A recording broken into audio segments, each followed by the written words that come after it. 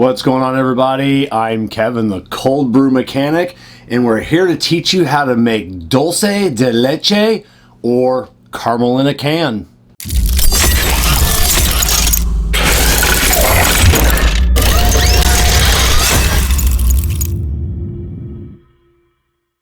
That's right, caramel in a can.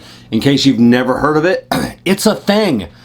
So I've made one up already, and it came out, oh my god, mind-bogglingly good. Boggling. So in case you don't know, caramel is amazing, but double broiler or a pan, stirring, sticky, it's a mess. If you take sweetened condensed milk, I don't know, why did I have to read that? I knew what was in the can. Sweetened condensed milk, you can make this in the can. You don't have to take it out. You don't have to do anything. And it makes the creamiest dips. If you want to do like apple fun dips, like regular caramel, you break off the apple, it's a pain in the butt. This comes out silky smooth. You can dip it. You can make toppings for cakes, for cupcakes, or you can reconstitute it later with a little bit of milk and make the most unbelievable creamer for your cold brew or regular coffee that you've ever had. With this, you can, and maybe a little bit of cocoa, you can replicate like any Starbucks cold brew out there. So, and what do you need? All you need is a crock pot and some water. That's it. Now there's two different types of sweetened condensed milk. One with the top you've got to pull off the can opener, and the one with the pop top.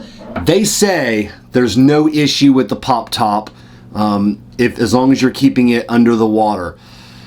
I don't know. I haven't tried it. There's a few people say online that the pop top can pop. I'm just going to go with this style. So here's what you do. Take the label off. And honestly, you don't even need to take the label off. But I like to take the label off. Crock pot is completely full of water up to about an inch. You drop your can in. Turn it on high. Walk away. So even on high, this won't come to a rolling boil, but if you check on it, you'll see the little boils coming up, like the small ones. It's like maybe like a high simmer, if you will. So you're going to leave this on high for 6 hours. So every 2 hours, I'll come back in 2 hours. My tongs, flip the can upside down, come back in 2 more hours, flip the can upside down, and in the final 2 hours, to be 6 hours, just pull it out. It's done. So we're going to come back in 6 hours. We're going to open up this can, and then we're going to, for those of you that are speeding ahead, you do not open this can hot. It will explode. I mean, it will boosh everywhere. So the can after 6 hours has to be completely cooled down. I will take the can out, put it in a stainless bowl, run it under some sink water for about 5 minutes, and then just let it completely cool. So don't be skipping ahead and trying this. And then, so I was going to give that warning at the end. I'm going to do it now, just in case. So yeah, so we're going to see you back here in 6 hours. We're going to open up the can together. I'm going to show you what it looks like, and then we're going to make a coffee creamer. So we'll see you back here in a little while. Welcome back. All right, it has been 6 hours. Actually, it's been about 6.5 hours. We had 6 hours of cooking the sweetened condensed milk, and then I had about 3 hours or 30 minutes of just letting it cool down in a container of cool water. And let's go ahead and open this up and show you what this, whoop, I hit the microphone, that was probably loud. Let's show you what this looks like. So, all right, and remember, don't try and open this early, and then so we'll just crack it. All right.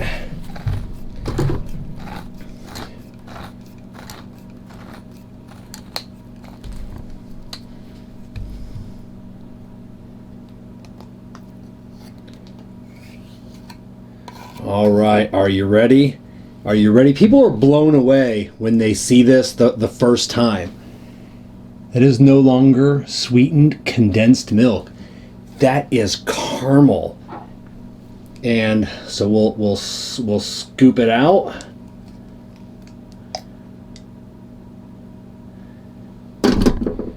So as you can see, we'll just scoop some here.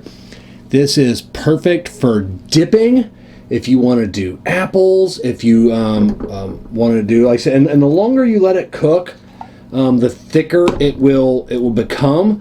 So play around with the times. There's the last one I did. Actually, the last one, the only one I did it at 5.5 hours. Just to see what it would look like, because I had read online they want you to do 6 to 8 hours. I'm like, all right, you know, it's I'll do 5.5, and it came out just a hair thinner. So I'm thinking maybe 5 hours, it would be just even a little bit thinner then. But the longer you cook it, the darker it becomes, and the more caramelized it becomes. So you can play around with that time a little bit, maybe 5 to 7. I don't know if I would go any more than 6 hours. So let's say 5 to 6 hours. And so basically what we're going to do now, and you can put this in the fridge. It doesn't harden like caramel, like where you bite it and it's hard and stiff, and you just, you know, you can't eat it. It basically becomes like a caramel candy. It doesn't become that way. But what we're going to do is we're going to make some creamer for our cold brew coffee.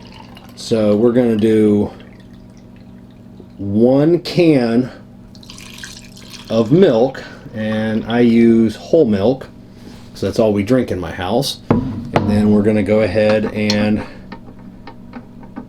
turn it up. Basically, we'll let this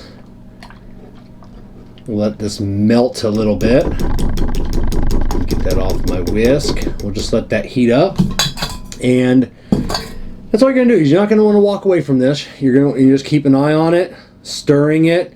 You know, basically when you see a little bit of that steam just coming off the milk, you want to pull it off and put it in a container. I always put mine in mason jars with the plastic screw-on lids. I hate metal lids. Like I said, I'll try and remember to put a note or a link down below. I've got a bunch of cool different the plastic lids that screw on. I've got pop-top lids for a mason jar. Amazon, you can find any type of mason jar lid other than the metal. Well, you can find the metal ones too, but I don't like those. So let's go ahead and get this cooking. Let's get this stirred up, and then we'll be right back with you. All right, and we're back, and it's only been 5-6 minutes. That's really all it takes on a medium heat, and that's it. As you can see,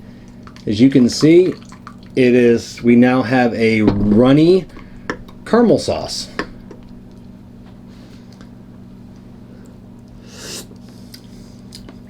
That is absolutely delectable. So I put this in the mason jar, keep it in my fridge, and when I make my cold brews in the morning, I'll here's how I like doing it. I have like a big mason jar. I'll fill it up with my cold brew. I usually do 2 cups of cold brew, and I'll play around with this one. I'm pretty good now of just putting like a splash in, maybe not even 1/8 of a cup, maybe. I don't know. I guess it depends on the morning. And then I like to shake it, really shake it, get everything mixed, get it frothy, and then pour it over ice, slap my lid on, and I'm off to work. So play around with the flavor on how much you like, and which each coffee will be a little bit different, but it's absolutely delectable. Sometimes, like this morning, I mixed this one because I made one last night, kind of as a test thing to see how this would go. I didn't want anything to explode on me live here on the camera, because I would have just left it in. So I mixed a little bit of this and a little bit of another creamer that I make with sweetened condensed milk. It's a cocoa creamer, like equal parts, and so it's like a cocoa caramel. So both this video and that video are going to drop at the same time, so you can make each one. You can, sometimes I'm in the mood for cocoa, I can see in the mood for caramel, and I truly believe with those 2 creamers you can make almost anything Starbucks offers. So that's it. So find your perfect coffee, fiddle with the consistencies of each one of the cocoa versus the caramel, a little bit of a fresh whipped cream, and you can, like I said, I'm telling you, you can replicate anything Starbucks does. So I hope this has been informative. If you've ever made this, maybe I did something wrong, or maybe I should have added something else, leave me a comment down below, and maybe I'll make that and then do another video. But I hope this has been informative. I hope you make this. If you make this and you love it, definitely leave me a comment down below with your thoughts. So take from all of this what you will, but as always, keep brewing.